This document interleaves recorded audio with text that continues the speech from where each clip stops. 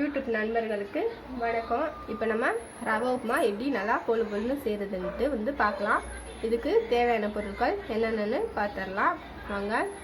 வந்து ஒரு டம்ளர் ரவை எடுத்து வச்சுருக்கேன்.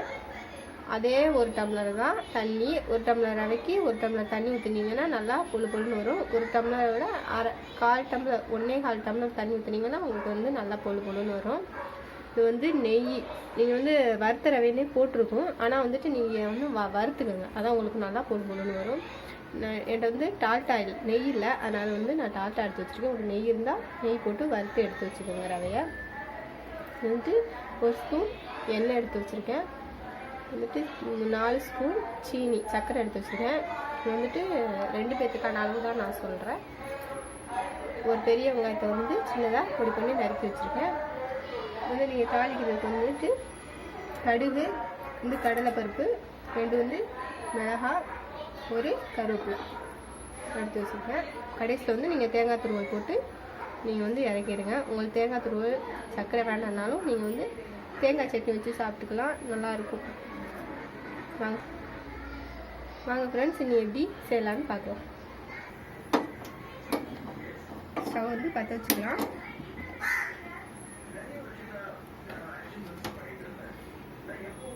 சூடாச்சு வந்து சால்ட்டா போட்டு ரவை வறுத்துக்கலாம்.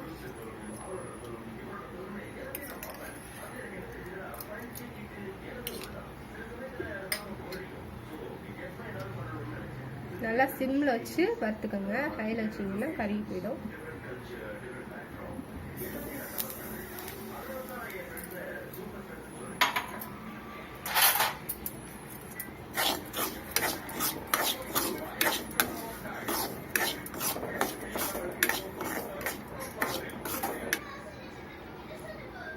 பாருங்க ஃப்ரெண்ட்ஸ், நல்லா நான் வந்து வறுத்துட்டேன். ரொம்ப கருவு ஊற்றக்கூடாது, போதும். இப்போ வந்துட்டு ஆஃப் பண்ணிக்கலாம். அடுப்பை பற்ற வச்சுக்கலாம்.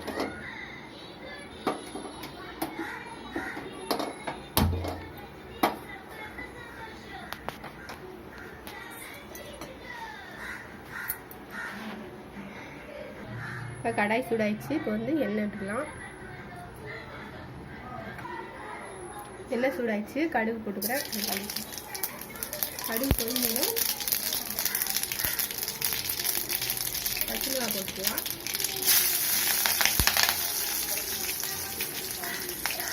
கருவேப்பிலை கூட போட்டுக்கலாம்.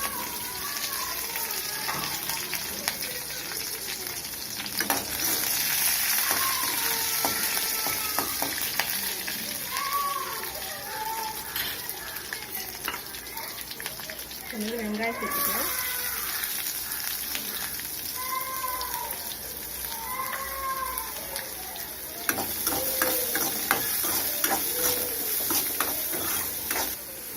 இது கூடவே கடலைப்பருப்பு போட்டுக்கலாம். நல்லா வந்து வெங்காயம் வதங்கட்டும். நல்லா வெங்காயம் வந்து வதங்கிச்சு. இப்போ வந்து தண்ணி ஊற்றிக்கலாம்.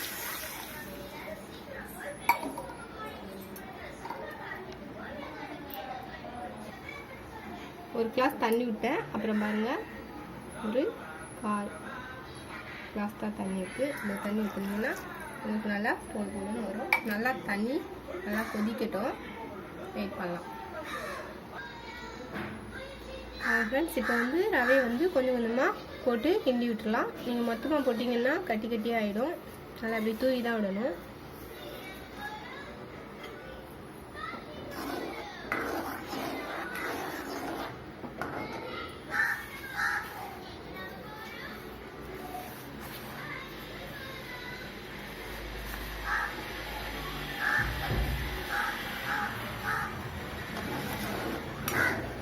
மொத்தமாக அப்படியே கொட்டிடாதீங்க, கொட்டினீங்கன்னா அப்படியே கட்டி கட்டியாக ஆயிரும்.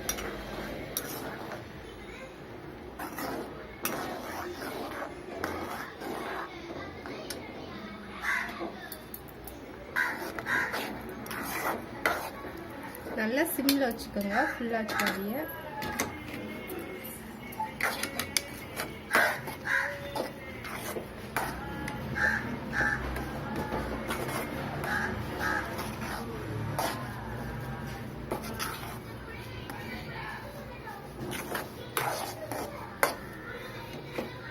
அப்படியே ஃப்ரெண்ட்ஸ் மூடி வச்சுருங்க. மூடி வச்சிங்கன்னா உங்களுக்கு வந்துட்டு அப்படியே பொழு பொழுன்னு ஆகிடும். இந்த சூட்லேயே சர்க்கரை போட்டுருங்க. எங்களுக்கு சர்க்கரை போட்டால் தான் பிடிக்கும், அதனால் நாங்கள் சர்க்கரை போட்டுருவோம். ஆறுனதுக்கப்புறம் போட்டிங்கன்னா உங்களுக்கு வந்து சர்க்கரை இதாகாது. இல்லை நீங்கள் தேங்காய் துருவலும் போட்டுருங்க.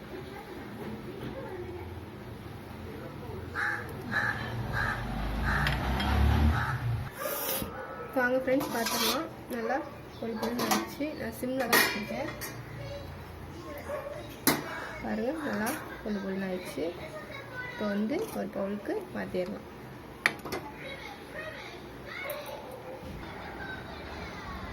சுவையான ரவா உப்புமா ரெடி ஆயிடுச்சு. பாருங்க ஃப்ரெண்ட்ஸ் நல்லா பொழு பொழுன்னு வந்துருக்கு. இந்த வீடியோ உங்களுக்கு பிடிச்சிருந்ததுன்னா லைக் பண்ணுங்கள், ஷேர் பண்ணுங்கள், கமெண்ட் பண்ணுங்கள். Thank you friends.